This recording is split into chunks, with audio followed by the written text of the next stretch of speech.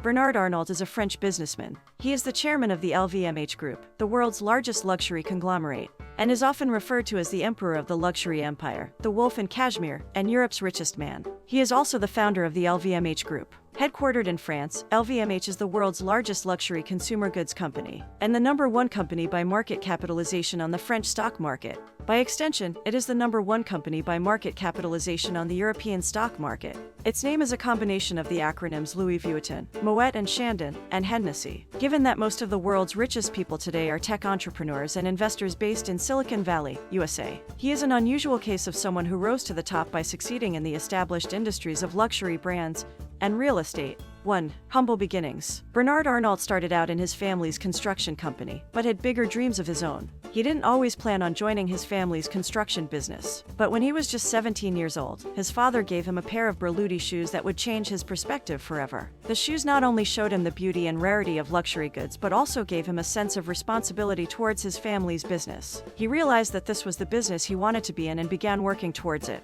He was only in his mid-20s when he took the risk of moving into America, which was very unusual for a small French company. By his mid-20s, he was making bold moves and taking risks in his family's real estate business, which paid off when he moved into luxury goods with the acquisition of Christian Dior. From there, he built the largest and best luxury brand in the world, LVMH, which is comprised of 70 different brands and covers everything from perfumes to leather goods. 2. Bought a nearly bankrupt company. In 1984, Bernard bought a nearly bankrupt company, Agache Willot Bausac, which was into retailing, fashion, and manufacturing. The investment was his passageway to the luxury business world. Arnault laid off 9,000 workers in 2 years, after which he acquired the nickname the Terminator. He then sold nearly all of the assets, keeping only the Christian Dior brand and Le Bon Marche, which he was interested in. By 1987, the company was profitable again. He invested in LVMH, making him LVMH's largest shareholder, the chairman and CEO of LVMH. 3. War with Gucci. Arnault began buying shares of Gucci in 1995 and held a 35% stake in the Gucci Group.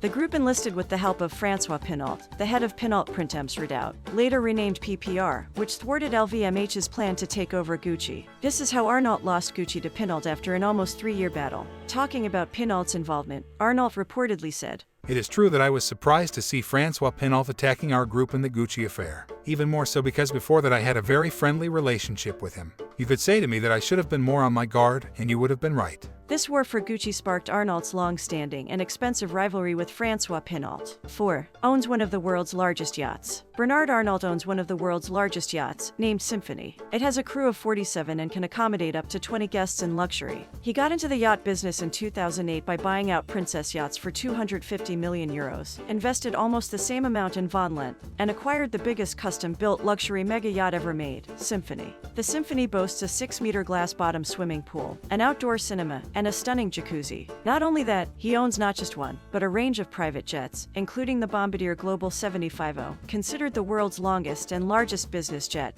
Bernard Arnault also owns a private island in the Bahamas called Indigo Island, which he spent an estimated $35 million on. 5. Applied for Belgian citizenship. In 2013, it was disclosed that Arnault planned to apply for Belgian citizenship and was considering moving to Belgium. In April 2013, Arnault said that he had been misquoted and that he never intended to leave France. Later, he announced he had decided to abandon his application for Belgian citizenship, saying he did not want the move to be misinterpreted as a measure of tax evasion at a time when France faced economic and social challenges. 6. Played tennis with Roger Federer. Bernard Arnault once played tennis with Roger Federer, and winning 1 point against him made him the happiest he's ever been. It's no secret that Bernard Arnault is a competitive person. But did you know that his love for competition extends to tennis as well? In an interview, a friend of Arnault shared that his happiest moment was when his children secretly arranged for him to play tennis with none other than Roger Federer. And even though Federer won the match, Arnault was thrilled to have won just 1 point against the legendary tennis player. So, if you ever find yourself on the court with Arnault, be prepared for some serious competition. 7. His 5 children are still working for him.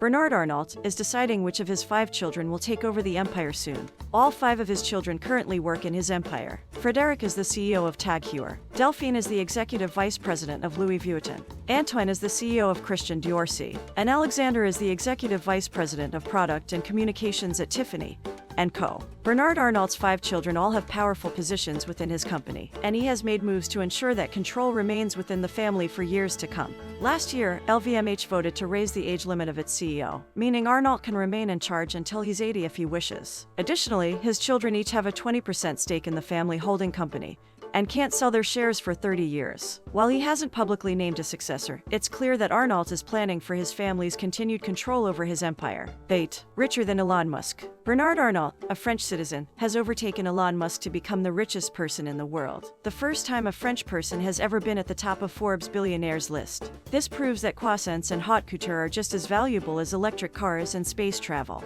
While many industries struggled during the pandemic, luxury goods sales actually saw a surge as affluent shoppers were stuck at home with extra cash to spend. This helped boost LVMH's revenue to around $86 billion, and Arnault's net worth to $191 billion, making him the richest person in the world. While concerns about high inflation, global recession, and ongoing issues like the war in Ukraine and COVID-19 in China may pose challenges for luxury goods sales in the future, for now, the luxury market's wealthy customers seem happy to keep spending.